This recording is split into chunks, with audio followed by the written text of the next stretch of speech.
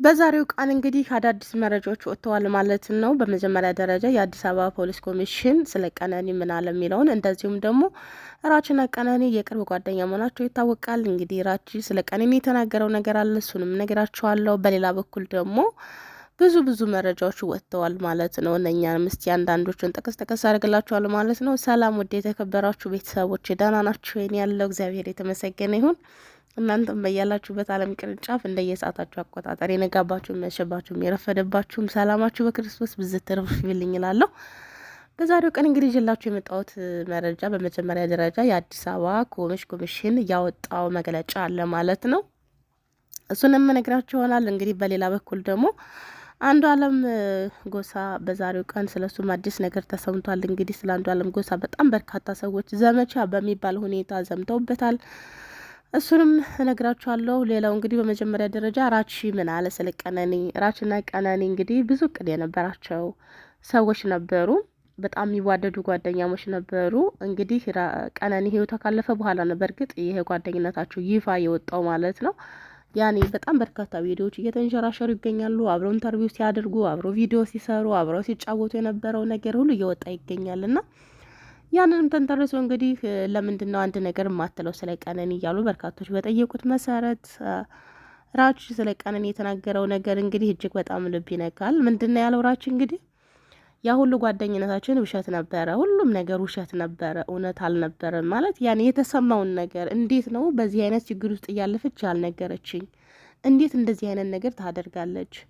እንደገና ሌላ ነገር የሆነ ነገር ተናገር የምትሉ ሰዎች ምንም ልናገር አልችልም። ይህንን ጉዳይ ፖሊስ ይዞታል። ፖሊስ ይፋ የሚያደርገን ይሆናል። እስከዚያ ድረስ ግን እኔ ምንም ነገር ልናገር አልችልም።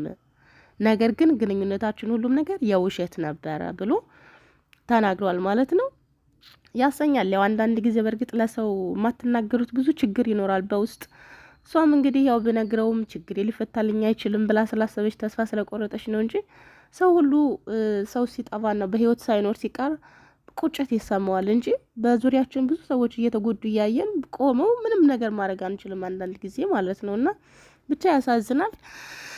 በሌላ በኩል እንግዲህ ስለ አንዱዓለም ጎሳ በርካታ መረጃዎች እየወጡ ይገኛሉ። በጣም በርካቶቹ እንግዲህ በሚባል ደረጃ በአንዱዓለም ጎሳ ላይ እየተጨቃጨቁ ይገኛሉ። ከአንድ በኩል ግማሹ ሰው አንዱዓለምን ይደግፋል፣ ከአንድ በኩል ደግሞ እሱን የሚያጣጥልና ነፍሷን ያጣፋው ነፍሷን የነጠቃት እሱ ነው የሚል በጣም ብዙ ሰው ነው ያለው ማለት ነው።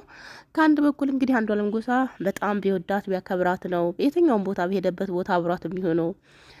እንደሚወዳትና ሚስቱ መሆኗን እንኳን ማይ ዋይፋይ ብሎ ፖስት ያደረገው ስለሚወዳት ነው፣ ቢኮራባት ነው እንጂ ወንድ ልጅ አንድን ሴት ካልወደዳት፣ ካልኮራባት፣ ካልተመካባት ለማንም ሰው አያስተዋውቃትም።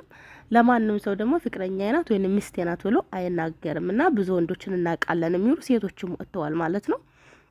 በሌላ በኩል እንግዲህ እሷ በጣም ምሁርና የተማረች ስለሆነች ጥሩ ገቢ ስላላት በገንዘቧ በኩል ወይንም ሌላ ሰው እንዳይነጥቀው በዚህ በኩል ነው ብቻ በተቃራኒው በኩል የሚናገሩ በጣም ብዙ ሰዎች አሉ ማለት ነው። ያ መሆኑ ይሄ በአሁን ሰዓት በጣም በርካቶቹ እንግዲህ በእነሱ ዙሪያ እየተጨቃጨቁ ይገኛሉ። ግማሹ የአንዱዓለም ደጋፊ ነው፣ ግማሹ ደግሞ ነቃፊ ሆኑ ማለት ነው። በጣም የሚያሳዝን ነገር ነው።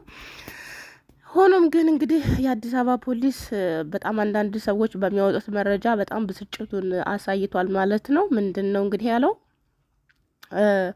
እስካሁን ድረስ አንዱዓለም ጎሳ ገዳይ ነው ብለን ምንም አይነት መረጃ አላወጣንም፣ ይሄንን ደግሞ የሚያረጋግጥ ነገር አላገኘንም እና እባካችሁ ከዚህ በኋላ ስለ አንዱዓለም ጎሳ ምንም ነገር አታውሩ፣ ቤተሰብ ለቤተሰብ አታጋጩ፣ እኛ ያለውን ነገር እናሳውቃቸዋለን ብሎ የአዲስ አበባ ፖሊስ ኮሚሽን አሳውቋል ማለት ነው።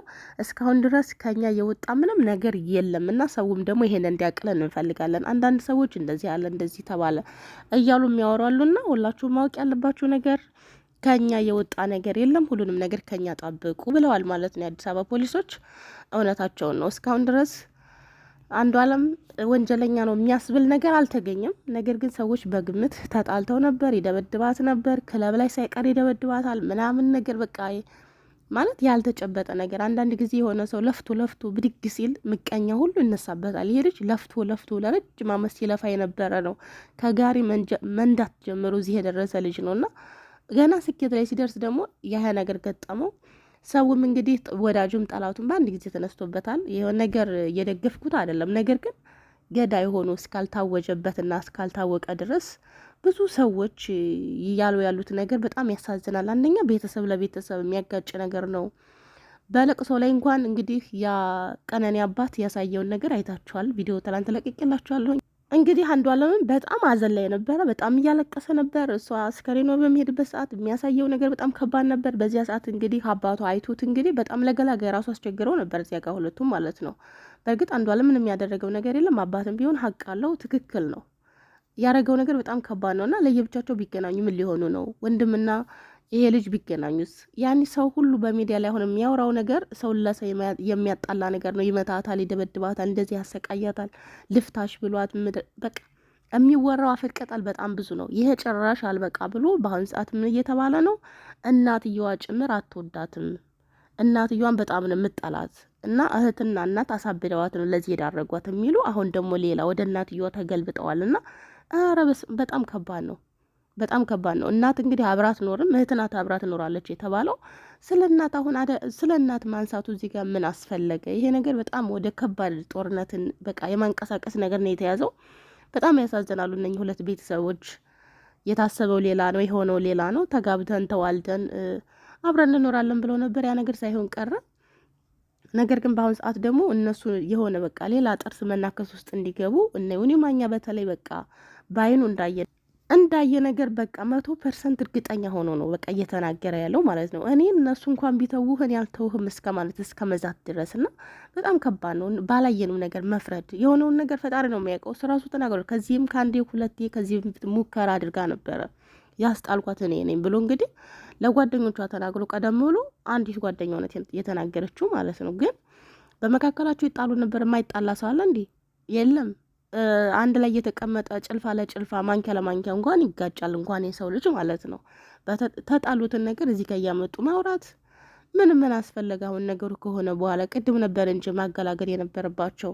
ለጓደኛዋ ከፍቶኛል፣ ደብሮኛል ስትላት ወደ ስለ ልቦና ሐኪም ወሰድ ያለባት ድሮ ነበር እንጂ አሁን ላይ እዚህ ልጅ ላይ እየተደረገ ያለው ነገር በግሌ እኔ እቃወመዋለሁ።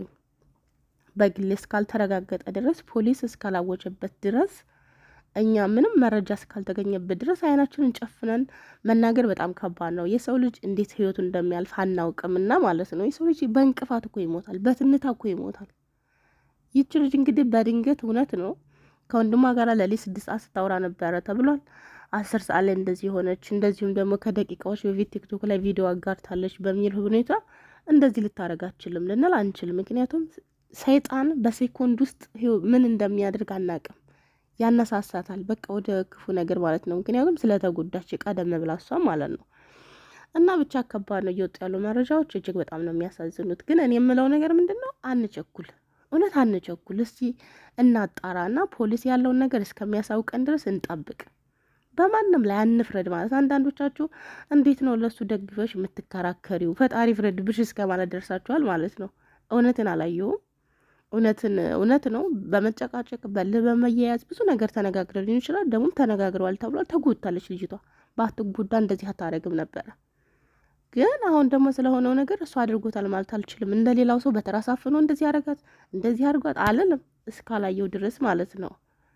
ስለዚህ እንጠብቅ፣ ያለው ነገር እውነቱ እስከሚረጋገጥ እንጠብቅ ነው እኔ የምላችሁ ማለት ነው። ማንኛውም ሰው ላይ አንፍረድ። ይሄ ነው የኔ ውሳኔ እንጂ እኔ አሁን እሱ ወንጀለኛ ከሆነ ከሱ በኩል እንዴት እቆማለሁ?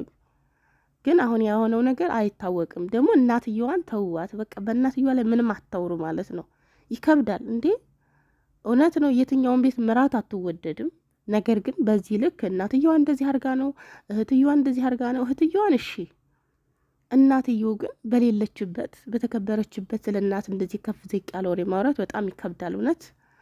እና ይሄንን ነው የምላችሁ ቤተሰቦቼ። ለማንኛውም የአዲስ አበባ ፖሊስ እንግዲህ በዛሬው ቀን እንደተናገረው ከኛ ጠብቁ፣ እስካሁን ድረስ እኛ ይሄ ልጅ ወንጀለኛ ነው ብለን አልተናገርንም፣ ምርመራው አላሳየም፣ ምርመራው ገና አልደረሰልንም ብለዋል። ለውሳኔ አንቸኩል፣ ሁላችንም በትዕግስት እንጠብቅ። የሆነው ነገር ያሳዝናል፣ ግን ቢሆንም እንግዲህ የሆነው ሆኗል። አንድ ጊዜ ፈጣሪ ለቤተሰቦቿ መጽናናትን ይስጣቸው። ብቻ ከባድ ነው። እንደዚህም ምላችሁ አልችልም። በግሌ ግን እኔ አልፈርድም። በቃ እኔ አይኔን ጨፍኜ ይሄ እንደዚህ ነው የሆነ እንደዚህ ነው የሆነ አላየሁም፣ አብሬያቸው አልኖርኩም። ግዴታ እዚህ ጋር በአንዳንድ ሰዎች ጓደኛ ነኝ ምናምን በሚሉ ሰዎች በሰማሁት ወሬ ጨፍኛ እኔን አልፈርድም ማለት ነውና ግን እውነተኛውን ነገር ትክክለኛውን መረጃ ብንጠብቅ ጥሩ ነው እላችኋለሁ። ቤተሰቦች ያማኙ በድጋሚ እስከምንገናኝ ሰላማችሁ ይብዛ። አምላክ ሀገራችንን ዳሯን ሰዓት መሀሏን ገነት አድርጎ ከሀገር ውስጥም ከሀገር ውጭም ወራሪ ይጠብቅልን እላችኋለሁኝ። ባይ ባይ።